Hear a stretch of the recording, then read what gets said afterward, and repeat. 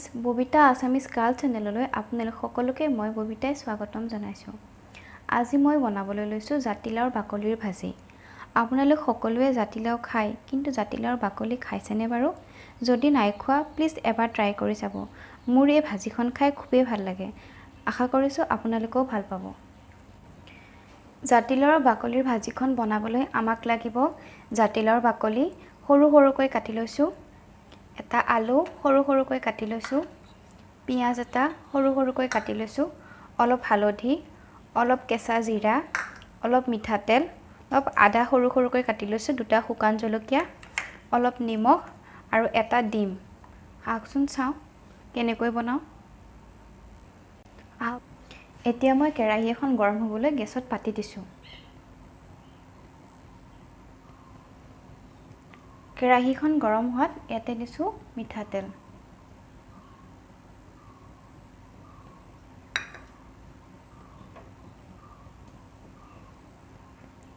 তেল গৰম হৈ গৈছে, এতিয়া দিছোঁ দুটা শুকান জলকীয়া,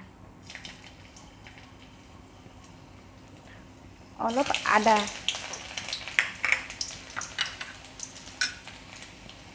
অলপ জিৰা,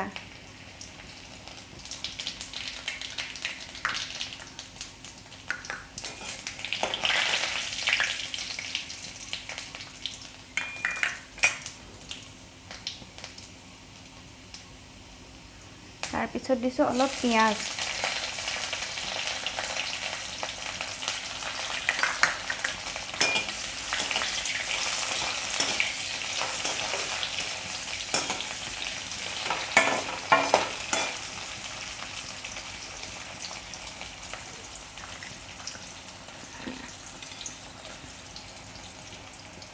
এতিয়া পিঁয়াজখিনি অলপ গোল্ডেন কালাৰ হোৱালৈকে ভাজি ল'ম।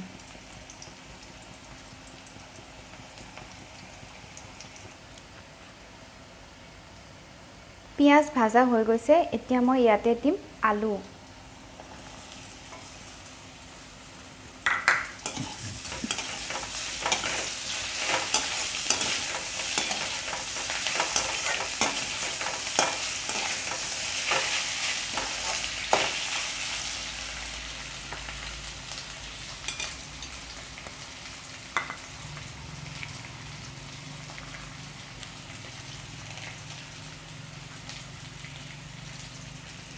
এতিয়া দিছোঁ জাতিলাওৰ বাকলি।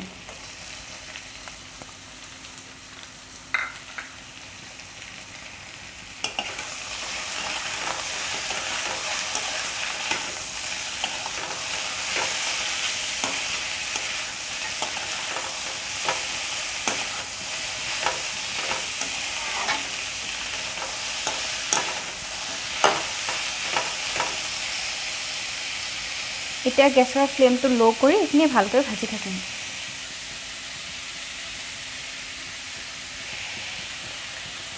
এতিয়া মই ইয়াতে দিছোঁ আন্দাজমতে নিমখ,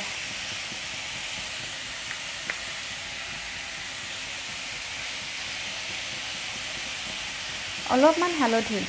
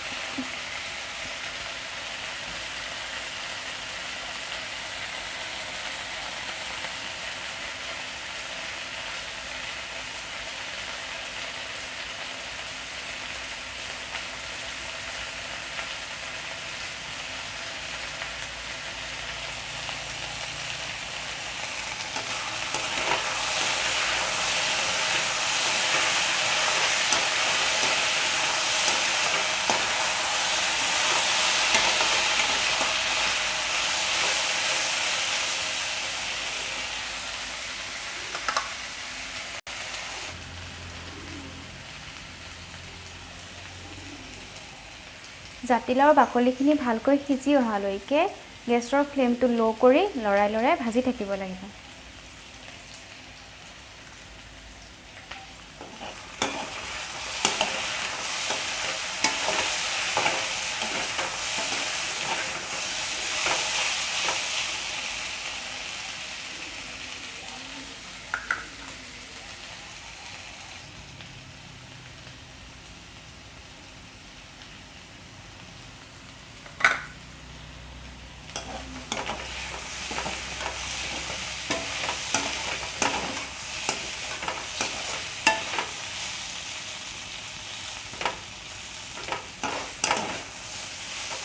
এই আমাৰ ভাজি প্ৰায় হৈ গৈছে।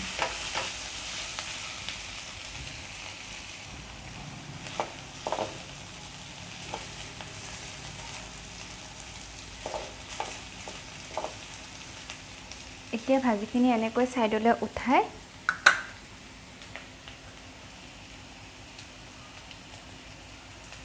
ইয়াতে কণীটো ভাঙি দিছো।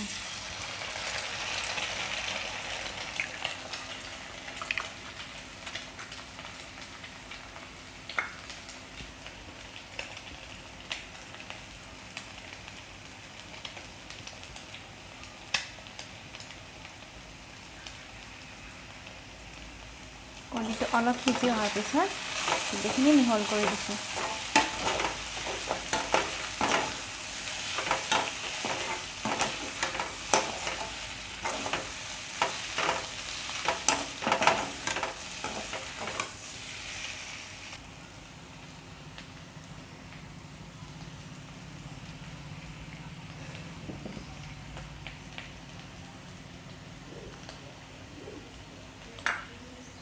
এতিয়া এইখিনি অলপ সময় এনেকৈ ভাজি থাকিম।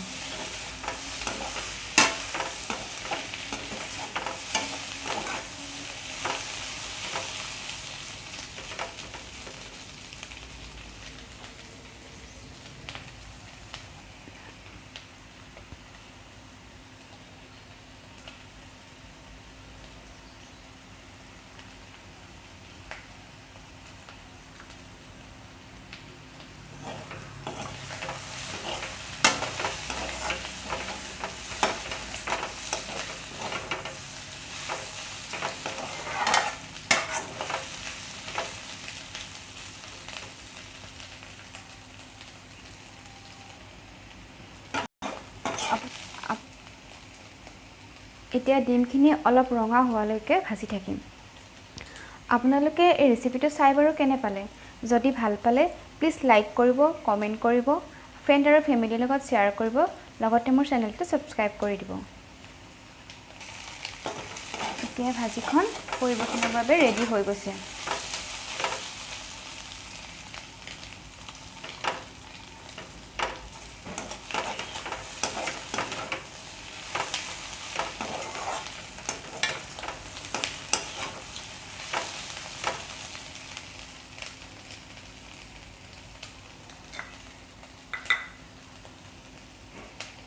এতিয়া গেছৰ ফ্লেমটো অফ কৰি এইখিনি এটা বাটিত উলিয়াই লওঁ।